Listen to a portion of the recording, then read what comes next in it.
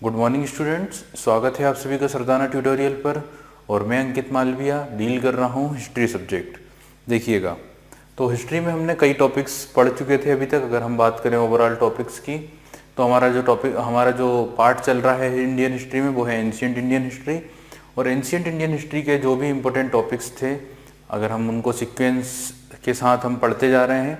सबसे पहला टॉपिक सबसे पहला जो था वो था प्री हिस्टोरी के, जिसमें हमने डिफरेंट जो स्टोन एज थे, है ना, उनके बारे में डिस्कस किया। जैसे नवपाषाण काल, पुरापाषाण काल और मध्यपाषाण काल, जिसमें सारे जो भी स्टोन एज हैं वो डिस्कस किया। फिर दूसरा जो पीरियड आता है उसमें हमने फिर दो सिविलाइजेशन के बारे में बात की, जिसमें Indus valley civilization, proto historic period में इंडस वैली सिविलाइजेशन और वैदिक सिविलाइजेशन के बारे में बात की। और फिर जो हमारा टॉपिक चल रहा है वो है हिस्टोरिक पीरियड, जो 600 BC से लेकर 712 AD तक का पीरियड कहलाता है। अब इस टॉपिक के अंतर्गत हमने सबसे पहले डिस्कस किया महाजनपद पीरियड। फिर हमने उसी के अंदर डिस्कस किए जो रिलीजियस मूवमेंट हुआ, जिसमें जैनिज्म और बुद्धिज्म दो रिलीजन उभर कर आए। और फिर हम आ गए हैं महाजनपद पीरियड के सबसे इम्पोर्टेंट महाजनपद मगध के ऊपर। तो हम पढ़ रहे थे मगध एम्पायर, मगध साम्राज्य, राइस ऑफ मगध भी हम बोल सकते हैं, राइस ऑफ मगध या मगध एम्पायर। अब मगध में शासन करने वाली जो डायनेस्टीज थी, तो मैं आप लोगों को बता चुका हूँ 7 डायनेस्टीज हमें पढ़ना था। तो जिसमें से हमने शुरू की जो 3 डायनेस्टीज थी, जो कि है हर्यंका डायनेस्टी, शिशुनाग डायनेस्टी और नंद डायनेस्टी, उनको हमने डिस्कस कर चुके हैं उसी लेक्चर में। फिर उस समय पर जो विदेशी आक्रमण हुए, जैसे कि पर्शियंस के और यूनानियों के यानी ग्रीक्स के, वो हमने डिस्कस कर चुके हैं। पर्शियंस में डेरियस और यूनानियों में सिकंदर का आक्रमण, ठीक है। फिर आता है हमारा अगला टॉपिक, वो होता है मौर्य डायनेस्टी। समझ गए? तो मगध पर ही शासन करने वाला जो शक्तिशाली वंश बना, वो कौन सा बना? मौर्य वंश। तो मौर्य वंश भी हमने डिस्कस किया। अब जो टॉपिक आता है लेक्चर नंबर 6, ध्यान से देखिएगा, इस टॉपिक का नाम है post modern period. It means उत्तर मौर्य काल। इसका मतलब है मौर्यों के बाद जो पीरियड शुरू हुआ, मौर्यों के बाद जो काल शुरू हुआ, उस काल को हम बोलते हैं, उस युग को हम बोलते हैं post modern period. It means उत्तर मौर्य काल। समझ गए सभी लोग? देखिए, आप लोग कई जगहों पर हिस्ट्री पढ़ेंगे, कई टीचर्स से पढ़ेंगे, कई बुक्स में से पढ़ेंगे, समझ गए ना। बट सबसे खास चीज, आप किसी से भी पढ़ लें, कहीं से पढ़ लें, आपको सारे जितने भी इंपॉर्टेंट टॉपिक्स हैं उनके बारे में आपको हल्का हल्का नॉलेज होना बहुत जरूरी है। समझ गए? कई जगहों पर हम देखते हैं कि कई इंपॉर्टेंट पॉइंट्स मिस हो जाते हैं, कई इंपॉर्टेंट टॉपिक्स मिस हो जाते हैं। ऐसा नहीं होना चाहिए, क्योंकि क्वेश्चन जो है वो हर एक टॉपिक के अंदर से पूछा जाता है, जो उस टॉपिक का इंपॉर्टेंट क्वेश्चन होता है। ऐसा जरूरी नहीं है कि हर टॉपिक के अंदर से कोई सा भी क्वेश्चन पूछ लिया जाता है। हर टॉपिक के अंदर से कुछ इंपॉर्टेंट क्वेश्चंस होते हैं, वहीं से क्वेश्चन पूछे जाते हैं। इसलिए हर एक टॉपिक को कम से कम एक बार समझना, रीड करना बहुत जरूरी होगा। इसलिए अब हम बात करें अगर पोस्ट मॉडर्न पीरियड मीन्स उत्तर मौर्य काल की, तो टाइम पीरियड आप लोग देख रहे हैं। इस टॉपिक का जो टाइम पीरियड होगा वो होगा 185 बिफोर क्राइस्ट से लेकर 240 AD तक, यानी 185 BC से लेकर 240 AD तक। 185 में क्या हुआ था? तो एक इंपॉर्टेंट पॉइंट है, एक इंपॉर्टेंट इवेंट है 185 में, जो मौर्य डायनेस्टी के अंतिम या लास्ट रूलर थे, जिनका नाम था बृहद्रथ। उनको उनके आर्म्ड जनरल, उनके commander in chief Pushyamitra Shunga के द्वारा मार दिया गया था। तो बृहद्रथ जो लास्ट रूलर थे मौर्य डायनेस्टी के, उनकी हत्या हो गई थी और उनको मारकर एक नई डायनेस्टी शुरू हो गई थी। इसलिए हमने यहाँ पे लिया 185। और फिर 240 में क्या हुआ? तो 240 में एक स्टेब्लिश्ड, एक पावरफुल जो है डायनेस्टी स्टेब्लिश हुई, जिसका नाम था गुप्त डायनेस्टी या गुप्तास डायनेस्टी। तो बेसिकली इनके बीच का जो टाइम है वो क्या कहलाता है? पोस्ट मौर्य में, मौर्यों के बाद और गुप्तों के पहले। अब देखिए, इस डायनेस्टी में, इस टॉपिक में हमें 2 टॉपिक डिस्कस करना है। इस टॉपिक के अंदर कितने टॉपिक डिस्कस करना है? 2 टॉपिक। कौन कौन से? पहला तो पोस्ट मॉडर्न पीरियड में जितने भी इंपॉर्टेंट ब्राह्मण डायनेस्टीज आई हैं, वो अब मगध पे जिनका रूल होगा। तो मगध पे मैंने ओवरऑल बोला 7 डायनेस्टीज, 3 पहले हो चुकी, फिर मौर्य 4, तो बची कितनी? 3 डायनेस्टी। तो ये जो 3 डायनेस्टीज हैं ये ब्राह्मण डायनेस्टी। तो अब हमें डिस्कस करना होगा इसका एक टॉपिक जो होगा ब्राह्मण डायनेस्टी। और ब्राह्मण डायनेस्टी में 3 डायनेस्टीज होंगी। कौन कौन सी? वो होंगी पहली शुंग, दूसरी कण्व और तीसरी सातवाहन। क्लियर? एक टॉपिक है। और जो दूसरा टॉपिक होगा वो ये होगा कि उसी समय पर कलिंग में एक और डायनेस्टी उभर कर आई थी जिसको हम बोलते हैं चेदी डायनेस्टी, और उस वंश के एक ग्रेट रूलर हुए हैं जिनका नाम है खारवेल। तो एक हमें उनके बारे में, खारवेल के बारे में पढ़ना है। और जो तीसरा टॉपिक होगा वो होगा इस पीरियड के समय, इस काल के समय विदेशियों ने जो हमले किए, विदेशियों के जो इन्वेजन्स हुए उनके बारे में, foreign invasion during post modern period. तो अब आप लोग समझ गए होंगे कि इस टॉपिक में हमें कितनी चीज़ों को डिस्कस करना है ना। ओवरऑल 3 टॉपिक है जो हमें पढ़ना है। एक तो ब्राह्मण डायनेस्टी, एक कलिंग में खारवेल वाला या चेदी डायनेस्टी, और तीसरा है इस समय पर होने वाले विदेशी आक्रमणों के बारे में। क्लियर? तो आइए स्टार्ट करते हैं हम सबसे पहले टॉपिक से, जिसका नाम है ब्राह्मण dynasties of Magadh during post Mauryan period. ठीक है, तो देखिएगा ब्राह्मण डायनेस्टी।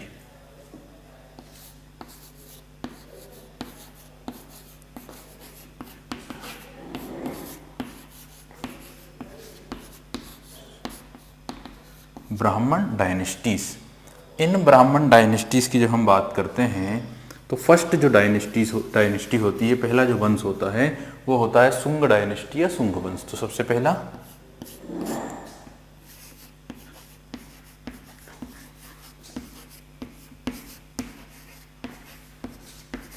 सुंग वंश। क्लियर?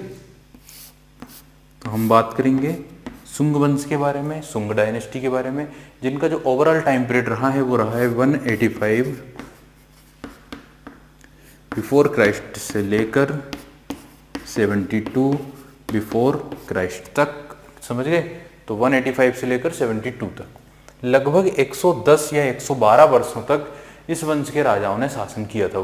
110 या 112 ईयर्स तक की रूलिंग रही लगभग। इस डायनेस्टी के जो फाउंडर थे, जो संस्थापक थे, इट मीन जो फर्स्ट रूलर थे, वो थे पुष्यमित्र सुंग। तो बेसिकली जो हमें डिस्कस करना है सबसे पहले, वो डिस्कस करना है किसके बारे में? पुष्यमित्र सुंग के बारे में। चलिएगा, तो देखेंगे यहाँ पे हमारा जो टॉपिक है वो है सुंग डायनेस्टी या सुंग वंश। सुंग डायनेस्टी का जो ओवरऑल टाइम पीरियड है वो 185 से लेकर 72 बिफोर क्राइस्ट तक लगभग 110 या 112 ईयर तक का रूल रहा। इस डायनेस्टी के जो फाउंडर थे वो थे पुष्यमित्र सुंग। समझ गए? अब पहले हम इसका थोड़ा सा बैकग्राउंड समझ लेते हैं, इसकी पृष्ठभूमि को समझ लेते हैं। तो देखिएगा कि अशोक ने कलिंग युद्ध के बाद बौद्ध धर्म स्वीकार कर लिया और अपनी परंपरा, अपनी जो प्रतिज्ञा थी उसके कारण उसने युद्ध को त्याग दिया और शांति का, धर्म प्रचार का रास्ता अपना लिया। क्लियर? जब ये सब कुछ हुआ तो धीरे धीरे जो सैन्य शक्ति थी, जो आर्मी की जो पावर हुआ करती थी मगध की या मौर्यों की, वो धीरे धीरे वीक होने लग गई। क्लियर? अब जब तक अशोक जिंदा रहा तब तक तो सब ठीक रहा, क्योंकि अशोक ऑब्वियसली एक योग्य रूलर था, एक योग्य शासक था जो सारी व्यवस्थाओं को नियंत्रित रख रहा था और अपने साम्राज्य को सुरक्षित रख रहा था। बट चूंकि ये जो उसने प्रोसीजर अपनाई थी, ये जो उसने सिद्धांतों को अपना लिया था, इसका काफी भयानक असर हुआ किनके ऊपर? मौर्यों के ऊपर। किसके ऊपर? मौर्यों के ऊपर। क्योंकि अब अशोक की मृत्यु के बाद कोई भी योग्य रूलर तो हुआ नहीं जो अशोक के बाद पूरे मौर्य शासन को संगठित रख सके। समझ गए? और सैन्य शक्ति भी कमजोर होने लगी। ऊपर से जो शासक थे उनकी जो नीति थी वो थी शांति की, धर्म प्रचार की, ये वाली नीति आ गई। तो बेसिकली क्या हुआ, इस चीज जो बाकी के जो रूलर्स थे जो मौर्यों के नियंत्रण में थे, जो सम्राट मौर्यों के नियंत्रण में थे, वो धीरे धीरे क्या होने लगे? स्वतंत्र होने लगे, इंडिपेंडेंस वो डिक्लेयर करने लगे। ऐसे में ही सबसे पहला रूलर जिसने अपने आप को इंडिपेंडेंट डिक्लेयर किया वो था कलिंग का शासक। कलिंग जो हमने पढ़ा था ना कलिंग युद्ध के बाद, तो उसी ने सबसे पहले अपने आप को क्या किया? इंडिपेंडेंट डिक्लेयर किया, जो कि कौन था? खारवेल था। तो कलिंग का जो रूलर हुआ करता था खारवेल चेदी वंश का, उसने सबसे पहले अपने आप को इंडिपेंडेंट डिक्लेयर किया। समझ गए? और इसी के चलते, इसी प्रक्रिया के चलते मौर्यों के हाथ से शासन की जो सत्ता की जो पावर थी, सत्ता जो थी वो निकलकर ब्राह्मणों के हाथ में आ गई। और फर्स्ट जो ब्राह्मण डायनेस्टी आई वो कौन सी आई? सुंग डायनेस्टी। क्लियर? तो आप लोग समझ सकते हैं जो पूरा जो बैकग्राउंड है वो कैसा था, किस तरह से था। अब सुंग वंश के जो फाउंडर थे, अगर हम उनकी बात करें तो नाम होगा पुष्यमित्र सुंग।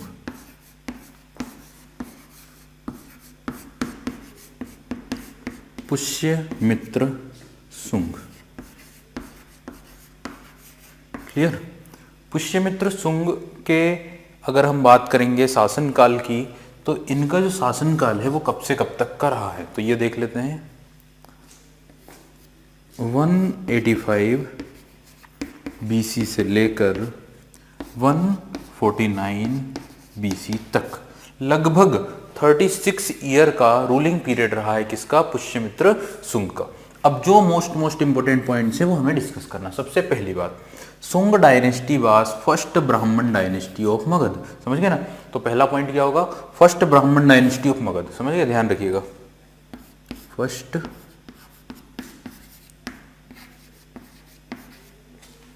ब्राह्मण डायनेस्टी, ठीक है। तो फर्स्ट ब्राह्मण डायनेस्टी जो हुई वो कौन सी हुई है, सुंग डायनेस्टी। दूसरा पॉइंट, फर्स्ट ब्राह्मण रूलर वास पुष्यमित्र सुंग। तो फर्स्ट ब्राह्मण रूलर कौन हुआ, पहला ब्राह्मण शासक भी कौन हुआ, पुष्यमित्र सुंग हुआ। क्लियर, ठीक है। आगे चलते हैं। इसने क्या किया, इसने अपनी राजधानी मगध में नहीं बनाई, इसने अपनी राजधानी मगध की जो राजधानी थी, इट मीन्स पाटलिपुत्र, उसे अपनी राजधानी के रूप में नहीं माना। इसने अपनी राजधानी बनाई विदिशा को, समझिए। तो ध्यान रखिएगा, ड्यूरिंग द पीरियड ऑफ सुंग dynasty the capital of Magadh was Vidisha. तो जो कैपिटल रही सुंग वंश के समय पर वो क्या रही, विदिशा। विदिशा जो हमें पता है कहाँ पर है, एमपी में। देखिए, विदिशा को कैपिटल बनाने का एक जो कारण था वो ये भी था कि वहाँ से उज्जैन जो एक दूसरा शक्तिशाली महाजनपद हुआ करता था या राज्य हुआ करता था, उस पर भी नियंत्रण रखने का टारगेट से, ताकि विदिशा के ऊपर, उज्जैन के ऊपर भी क्या किया जा सके, नियंत्रण किया जा सके। इसलिए जो कैपिटल सुंग वंश के लोगों ने बनाई वो किसे बनाई, विदिशा को बनाई। क्लियर होगी बात इतनी, ठीक है। आगे चलते हैं। तीसरा पॉइंट, पुष्यमित्र सुंग को माना जाता है, या he is known as destroyer of Maurya.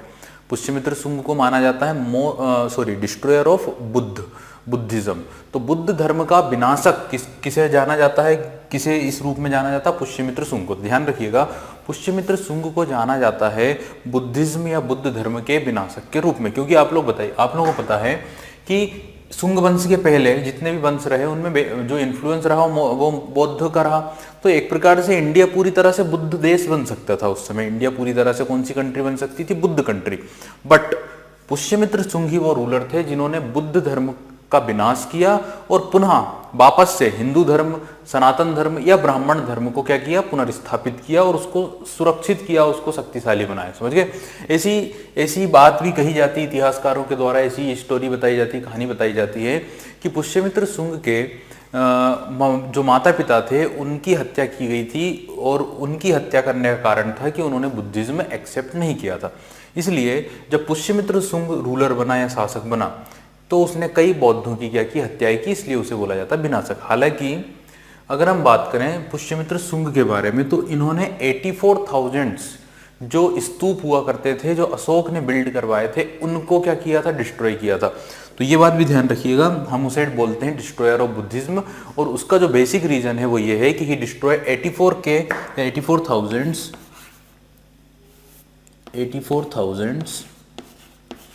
बौद्ध स्तूप।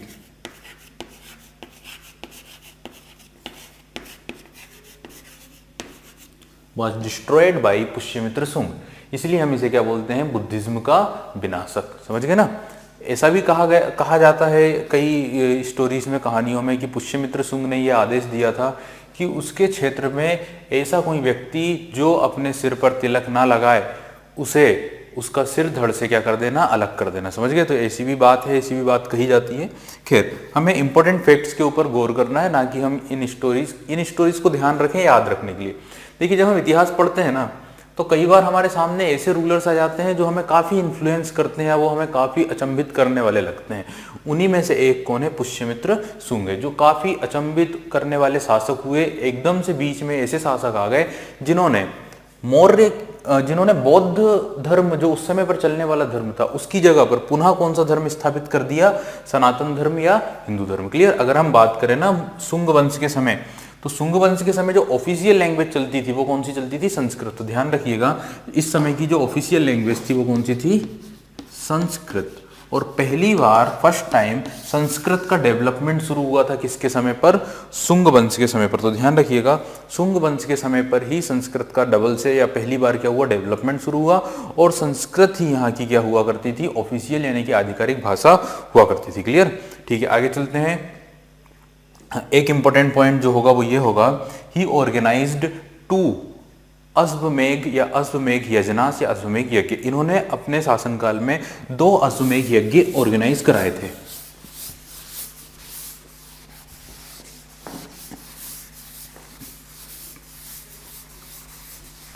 तो अगला जो इंपॉर्टेंट पॉइंट है वो ये है, ही ऑर्गेनाइज टू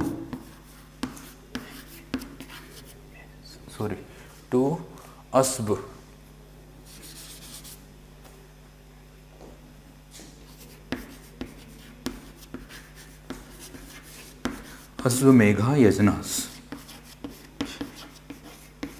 इट मीन्स अश्वमेघ यज्ञ। तो 2 अश्वमेघ यज्ञ कराए थे किसके द्वारा? पुष्यमित्र शुंग के द्वारा। इन यज्ञ को परफॉर्म करने वाले जो व्यक्ति थे वो थे पतंजलि, समझ गए। इन यज्ञों को किसके द्वारा किया गया था? अश्वमेघ यज्ञ को करने वाले जो पुरोहित थे, जो ऋषि थे, वो कौन थे? Patanjali. It performed by Patanjali. Patanjali की अगर हम बात करें तो Patanjali was the Rajpurohit of Pushyamitra Shunga. Patanjali Pushyamitra Shunga के ही क्या हुआ करते थे? राजपुरोहित, जो उस समय की एक इंपॉर्टेंट पोस्ट हुआ करती थी। क्लियर? तो इन्हीं के राजपुरोहित थे पुष्यमित्र शुंग के। कौन? पतंजलि। और पतंजलि को हम जानते हैं he was writer of Mahabhashya. इन्होंने एक ग्रंथ लिखा है जिसका नाम है महाभाष्य।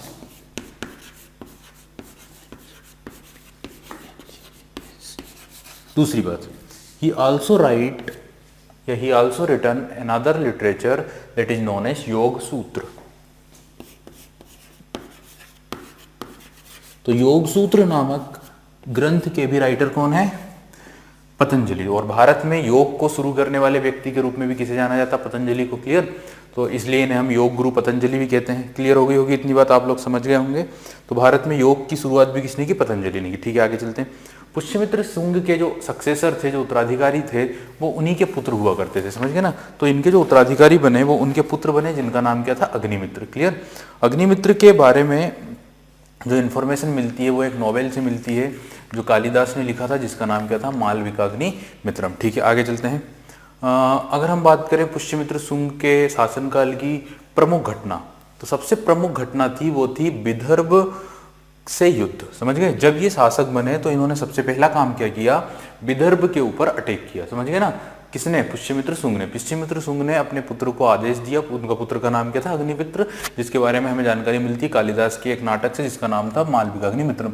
तो उन्होंने आदेश दिया अपने पुत्र अग्निमित्र को, और अग्निमित्र ने सक्सेसफुली विदर्भ जो गुजरात में आता उसको क्या कर लिया? कैप्चर कर लिया या कंट्रोल कर लिया। और विदर्भ जो है वो हिस्सा बन चुका था किसका? मगध का, या किसके अंतर्गत आ चुका था? शुंग डायनेस्टी के अंतर्गत। ये सब कुछ हुआ था किसके समय पर? पुष्यमित्र शुंग के समय पर, समझ गए। अब हम आगे की बात करें, पुष्यमित्र शुंग ने कितने समय तक रूल किया, तो वो हमें बता चुका हूँ, 36 ईयर लगभग रूलिंग पीरियड रहा। इनके शासनकाल के समय ब्राह्मण धर्म की उन्नति हुई, समझ गए। किस रिलीजन की, किस धर्म की उन्नति हुई है? ब्राह्मण धर्म की। इन्होंने कला को संरक्षित किया या कला को संरक्षण प्रदान किया, समझ गए। साथ में साहित्य का जो है विकास हुआ है, जो लिटरेचर है, हिंदू धर्म का लिटरेचर, खास तौर से हिंदू धर्म का जो लिटरेचर है उसका क्या हुआ? विकास हुआ। जैसे कि रामायण, महाभारत, समझ गए। मनुस्मृति, सबसे खास बात, मनुस्मृति का जो कंपाइलेशन हुआ, जो संकलन हुआ, वो भी किसके समय पर हुआ है? ऑब्वियसली मनुस्मृति की अगर हम बात करें तो मनुस्मृति हिंदू लोगों का या हिंदू रिलीजन का एक जो है कानून माना जाता है, समझ गए ना। तो जैसे हम आईपीसी बोलते हैं ना, इंडियन पेनल कोड, उसी तरह हिंदू जो पेनल कोड है, हिंदू जो कानून है, हिंदू जो कानून की संहिता है, उसे वो किसे मानी जाती है? मनुस्मृति। और मनुस्मृति की हम बात करें तो वो कंपाइल की गई थी किसके समय पर? उसे कंपाइल किया गया था शुंग डायनेस्टी के ही समय पर। ऑब्वियसली अगर हम बात करें हिंदू धर्म से रिलेटेड जितने भी खास खास कार्य हुए वो इनके समय पर ही हुए, क्योंकि ऑब्वियसली ब्राह्मण डायनेस्टी है। तो मनुस्मृति का कंपाइलेशन हुआ, रामायण महाभारत लिखी गई, साथ में हिंदू या संस्कृत भाषा का डेवलपमेंट हुआ, संस्कृत भाषा का विकास हुआ, जो कि यहाँ की ऑफिशियल लैंग्वेज हुआ करती थी। तो इतने पॉइंट्स हैं जो आप लोगों से पूछे जाएंगे किसके ऊपर? पुष्यमित्र शुंग के ऊपर। तो डबल से हम एक बार रिवाइज कर लेते हैं। पुष्यमित्र शुंग जिनका टाइम पीरियड रहा 185 से पुष्यमित्र शुंग जिनका टाइम पीरियड रहा 185 से लेकर 149 बीसी तक, लगभग कितने ईयर्स तक का रूलिंग पीरियड रहा उनका? लगभग 36 ईयर तक का, समझ गए। He was the first Brahmin ruler of Magadh empire. Magadh साम्राज्य के पहले ब्राह्मण शासक ये रहे। इन्होंने अपनी राजधानी पाटलिपुत्र में को नहीं बनाई इन्होंने, अपनी राजधानी किसे बनाई, विदिशा को बनाई, समझ गए। विदिशा जो मध्य प्रदेश में है, उसका बेसिकली जो रीजन था वो ये था कि उज्जैन के ऊपर क्या कर सके, नियंत्रण कर सके, कंट्रोल कर सके, अपनी नजर अपनी पकड़ बनाए रखे, ठीक है। अब इनके शासनकाल के समय या इनके राजा बनने के बाद सबसे इंपॉर्टेंट जो काम इन्होंने किया वो किया विदर्भ का युद्ध और विदर्भ को अपने साम्राज्य में मिला लेना। इन्हें जाना जाता है डिस्ट्रॉयर ऑफ बुद्धिज्म, यानी बुद्धिज्म के विनाशक के रूप में भी इन्हें जाना जाता है। क्यों? क्योंकि इन्होंने 84,000 जो स्तूप थे जिन्हें बनवाया गया था अशोक के द्वारा, उनको क्या किया, डिस्ट्रॉय किया। हमने अशोक के 2 स्तूपों के बारे में बात की। अशोक के 2 स्तूप कौन कौन से? एक सबसे बड़ा जो स्तूप है वो सांची स्तूप, और दूसरा जो स्तूप है वो है जो हमने पढ़ा था, जो सेकंड स्तूप है वो है सारनाथ में जो स्तूप बनवाया था, उत्तर प्रदेश के सारनाथ में, समझ गए। तो और एक सांची जो मध्य प्रदेश में है, भोपाल के पास। इसके अलावा भी उनके 84,000 स्तूप थे जिन्हें डिस्ट्रॉय किया था किसने, पुष्यमित्र शुंग ने, क्लियर। तो इस तरह से अच्छा, पुष्यमित्र शुंग ने 2 अश्वमेध यज्ञ भी कराए। उनके समय पर हिंदू लिटरेचर जैसे रामायण, महाभारत और मनुस्मृति का क्या हुआ है, संकलन हुआ है। तो इतने सारे पॉइंट्स को ध्यान रखिएगा। अब पुष्यमित्र शुंग के बाद अगला जो रूलर बना, अगला जो शासक गद्दी पर बैठा, वो बैठा उन्हीं का पुत्र जिसका नाम क्या हुआ करता था, अग्निमित्र। तो हम बात करेंगे next ruler of Shunga dynasty.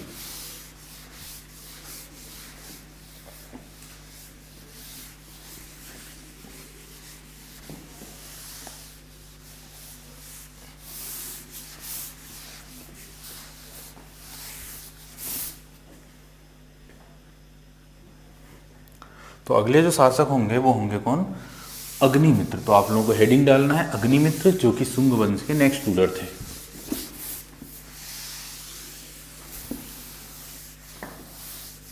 Agnimitra के समय की कोई भी ऐसी इंपॉर्टेंट इवेंट नहीं है, कोई भी खास घटना नहीं है इतिहास में जो हुई हो, इसलिए हमारे पास कोई ज़्यादा पॉइंट्स उनसे रिलेटेड यहाँ पर नहीं होंगे। तो कुछ पॉइंट्स हैं, कुछ चीज़ें हैं जो ध्यान रखना है।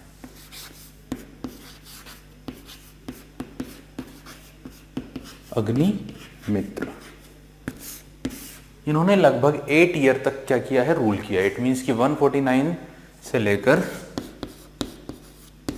141 तक बिफोर क्राइस्ट, ये टाइम पीरियड रहा किसका, अग्निमित्र का, जो पुष्यमित्र शुंग के ही की मृत्यु के बाद क्या हुए थे, अगले शासक बने थे। पुष्यमित्र शुंग के समय ये विदिशा के उपराजा यानी कि उपराज्यपाल या राज्यपाल हुआ करते थे। उपराजा बोला जाता था उस समय, या राज्यपाल हम समझ सकते हैं। तो वहां के वो राज्यपाल थे। इन्होंने कितने ईयर तक का रूल किया, तो 8 ईयर तक का रूल किया। देखिए, अग्निमित्र के बारे में जानकारी हमें एक नोवेल से मिलती है, जो किसका नोवेल है, वो है कालिदास का। तो ध्यान रखिएगा, एक नोवेल लिखा था कालिदास ने, एक ग्रंथ लिखा था जिसका नाम था मालविकाग्निमित्रम।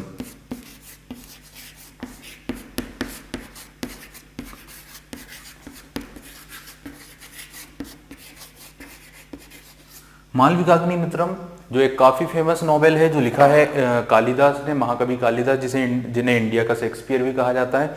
ये लिखा गया था गुप्त पीरियड के समय पर।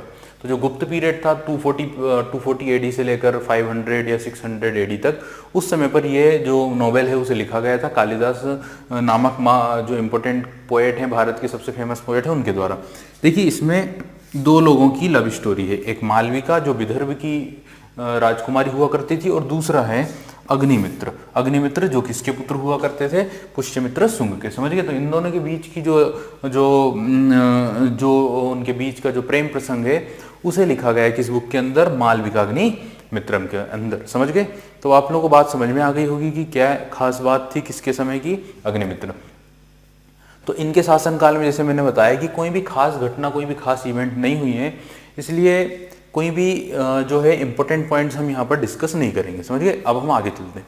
अग्निमित्र के बाद लगभग 8 रूलर्स। देखिए, ओवरऑल अगर हम बात करें ना शुंग डायनेस्टी की, तो टोटल 10 शासकों ने शासन किया। शुंग वंश के कितने शासकों ने शासन किया, 10 शासकों ने। कितने सालों तक, 110 या 112 सालों तक। लेकिन अग्निमित्र के बाद 8 शासक और आए, 8 रूलर और आए। अब उन 8 रूलर्स में कोई भी ऐसा इंपॉर्टेंट इवेंट किसी के समय नहीं हुआ, कोई भी खास बात, कोई महानतम बात या कोई महान शासक इस बीच में नहीं हुआ है। तो अब हम डायरेक्टली बात करेंगे 9th नंबर के रूलर की, जो नवा शासक हुआ शुंग डायनेस्टी का, हम उनकी बात करें। तो जो 9th रूलर थे वो थे भागभद्र, और कई जगहों पे उनका नाम, कई बुकों में उनका नाम हमें भागवत भी दिखाई देता है। तो हम बात करेंगे 9th रूलर जो इस डायनेस्टी के थे, जिनका नाम था भागभद्र।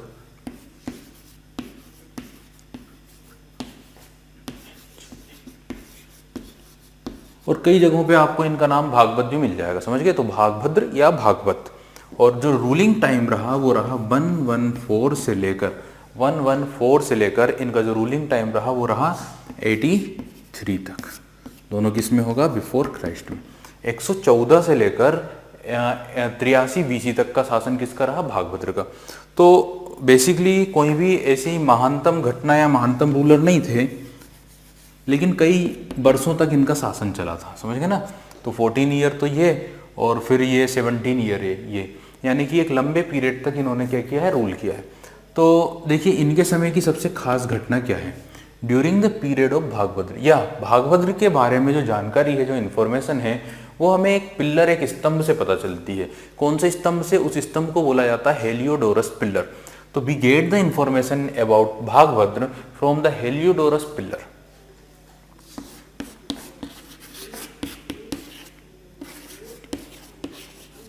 Heliodorus pillar, clear. तो क्या बोलेंगे? We know about the king Bhagabhadra by a Heliodorus pillar, समझ गए ना, which has been found in Vidisha. ये जो पिल्लर है ये कहां पर पाया गया है? इसे कहां पर बनवाया गया था? This pillar is found in Vidisha. सबसे पहली बात की, इस स्तंभ का निर्माण किसने किया था? तो क्या बोलेंगे? बिल्टेड बाई हेलियोडोरस। इसे किसने बनवाया था? हेलियोडोरस ने। इसीलिए तो बोले हेलियोडोरस का पिल्लर, हेलियोडोरस का स्तंभ, समझ गए। अब क्वेश्चन ये आता है कि हु वाज हेलियोडोरस? हेलियोडोरस कौन था? तो ध्यान रखिएगा, he was a Greek ambassador. ये एक यूनानी राजदूत था जो भारत आया था किसके शासनकाल के समय पर? भागभद्र के शासनकाल। अब ग्रीक मतलब एक रूलर रूल किया करते थे तक्षशिला में, वहां पर भी ग्रीक लोगों का ही रूलिंग चलता था। कहां पर? तक्षशिला में। तो तक्षशिला के एक शासक थे, उनके समय पर उनका एक राजदूत बनकर आया कौन? हेलियोडोरस। किसके दरबार में? किसके शासनकाल के समय? भागभद्र के समय पर। और उसने, क्योंकि उस समय भागवत धर्म चलता था, वैष्णव धर्म चलता था, तो उसने वैष्णव धर्म एडॉप्ट कर लिया, भागवत धर्म स्वीकार कर लिया। और भागवत धर्म स्वीकार करने के बाद भगवान विष्णु के सम्मान में उसने एक पिल्लर बनवाया, एक स्तंभ बनवाया। कहां पर? विदिशा में। और इसी पिल्लर का नाम रखा गया गरुड़ पिल्लर। इस पिल्लर को किस नाम से जाना जाता है? गरुड़ पिल्लर के नाम से, या गरुड़ स्तंभ के नाम से। गरुड़ पिल्लर या गरुड़ स्तंभ। ये जो गरुड़ पिल्लर है ये है कहां पर? विदिशा में। और चूंकि इसे बनवाया था हेलियोडोरस ने, इसीलिए इसे और किस नाम से जाना जाता है? हेलियोडोरस पिल्लर, हेलियोडोरस का स्तंभ। देखिए अगर हम बात करें ना इस पिल्लर की, इस स्तंभ की, तो इस स्तंभ ये स्तंभ कहाँ पाया गया? ये स्तंभ पाया गया विदिशा में। किसके लिए? भगवान विष्णु के रिस्पेक्ट में, भगवान विष्णु के सम्मान में। और भगवान विष्णु का ही जो वाहक होता है वो होता है गरुड़। गरुड़ जो एक पक्षी होता है, समझ गए। तो ध्यान रखिएगा, भगवान विष्णु के सम्मान में इन्होंने एक पिल्लर बनवाया था जिसका नाम था गरुड़ पिल्लर या गरुड़ स्तंभ, क्लियर। ठीक है, आगे चलते हैं। देखिए ये व्यक्ति जो था ना हेलियोडोरस, ये इनके शासनकाल के 14 ईयर यानी 14वें वर्ष में भारत आया था, क्लियर। ठीक है, आगे चलते हैं। अब 10th and last ruler of this dynasty. This dynasty means कौन सी डायनेस्टी हम पढ़ रहे हैं? हम पढ़ रहे हैं सुंग डायनेस्टी। सुंग डायनेस्टी के या सुंग वंश के जो लास्ट रूलर थे,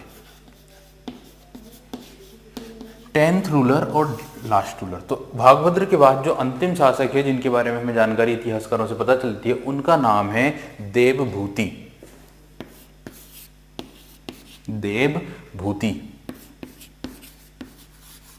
तो ध्यान रखिएगा, the last ruler of this dynasty was Devabhuti, जिनका जो टाइम पीरियड रहा वो रहा 83 से लेकर 83 BC से लेकर इनका टाइम पीरियड चला 75 BC तक। लगभग 10 या 12 ईयर तक का इन्होंने भी शासन किया देवभूति नामक रूलर ने। तो लास्ट जो रूलर रहे, ध्यान रखिएगा, the last king of this dynasty was Devabhuti. और इनकी जो हत्या कर दी वो इन्हीं के एक सेनापति ने, कमांडर इन चीफ ने कर दी, जिसका नाम था Vasudev. He was killed by his armed general who was known as Vasudev. Clear. इस तरह से वासुदेव अब एक नई डायनेस्टी शुरू करेंगे जिसका नाम होगा कण्व या कण्व डायनेस्टीज। क्लियर।